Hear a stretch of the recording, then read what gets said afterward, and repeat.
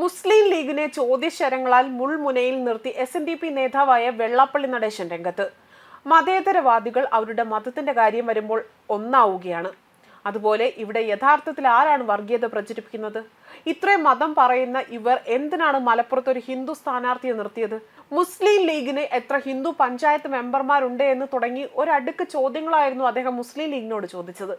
അതേസമയം മുസ്ലിം ലീഗ് നേതാവും MLA-യുമായ PK ബഷീർ ആകട്ടെ വെള്ളാപ്പള്ളി നടേശനെതിരെ രംഗത്ത് വന്നിരുന്നു.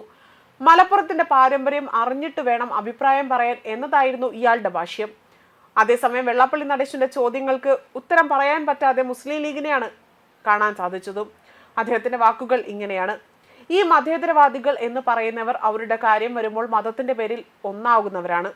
എന്നിട്ട് എന്നെ ശക്തമായി എതിർക്കുകയും ഞാൻ വർഗീയത പരത്തുന്നു എന്ന് പറയുകയും ചെയ്യുന്നു. യഥാർത്ഥത്തിൽ വർഗീയത പുലർത്തുന്നതും പ്രചരിപ്പിക്കുന്നതും ആരാണ്? അത്ര മതേതരത്വം പറയുന്നവർ ഹിന്ദു സ്ഥാനാർത്ഥിയെ മലപ്പുറത്ത് നിർത്തിയത് എന്തുകൊണ്ടാണ്? മലപ്പുറത്ത് ധാരാളം ഹിന്ദുക്കളില്ലേ? അവിടെ മുസ്ലിം ലീഗിന് എത്ര പഞ്ചായത്ത് മെമ്പർമാർ ഹിന്ദുക്കളായിട്ടുണ്ട്? എത്ര ഈഴവർ അവർക്ക് മെമ്പർമാരാണ്? അവിടെ 44% ഹിന്ദുക്കൾ ഉണ്ടായിട്ടും മതേതരത്വം വിളംബിക്കുന്ന മുസ്ലിം ലീഗുകാർ ഇതുവരെ ഒരു ഹിന്ദുവിനെയെങ്കിലും ഇതുവരെ നിർത്തിയിട്ടുണ്ടോ എന്നും ഇത് കബളിപ്പിക്കലല്ലേ എന്നും അദ്ദേഹം ചോദിക്കുകയാണ്. അതേസമയം ബഷീറിന്റെ വാക്കുകൾ മറ്റൊന്നായിരുന്നു. വെള്ളാപ്പള്ളി നടേശൻ മലപ്പുറംകാരെ മലപ്പുറത്തിന്റെ പാരമ്പര്യം പഠിപ്പിക്കേണ്ട. ഉള്ളിലുള്ളത് ചിലപ്പോഴൊക്കെ തികട്ടി പുറത്തു വരുന്നതാണ് ഇപ്പോൾ കാണുന്നതെന്നും ഇന്ത്യക്കും ലോകത്തിനുമൊക്കെ തന്നെ മാതൃകയായ ജനങ്ങളാണ് മലപ്പുറത്തുള്ളത്.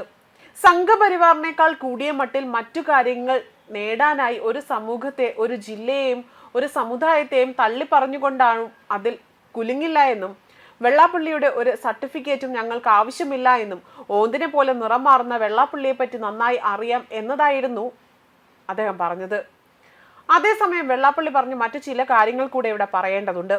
താനൊരു മുസ്ലിം വിരോധി അല്ല എന്നും തന്റെ പ്രസംഗത്തിലെ ഒരു ഭാഗം അടർത്തിയെടുത്തുകൊണ്ട് പ്രചരിപ്പിച്ചതാണ് എന്നും സമുദായത്തിന്റെ പിന്നോക്ക അവസ്ഥയാണ് വിവരിച്ചതെന്നും വെള്ളാപ്പള്ളി പറയുകയും ചെയ്തിട്ടുണ്ട്.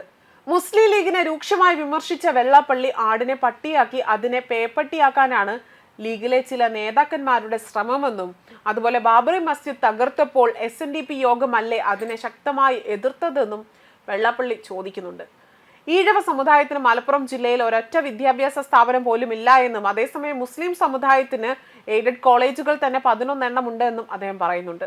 ലീഗ് നേതാക്കന്മാരാണ് അവരുടെ ഉടമസ്ഥർ. അതുപോലെ MES-ന് 1-2 എണ്ണമോ ഉള്ളൂ.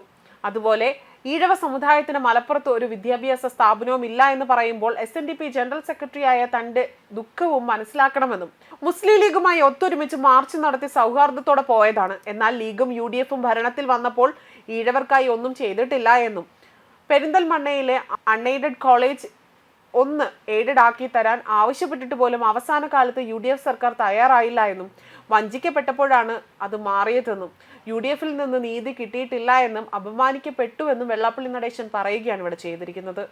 ന്യൂസ് ഡെസ്ക് കർമ്മ ന്യൂസ്.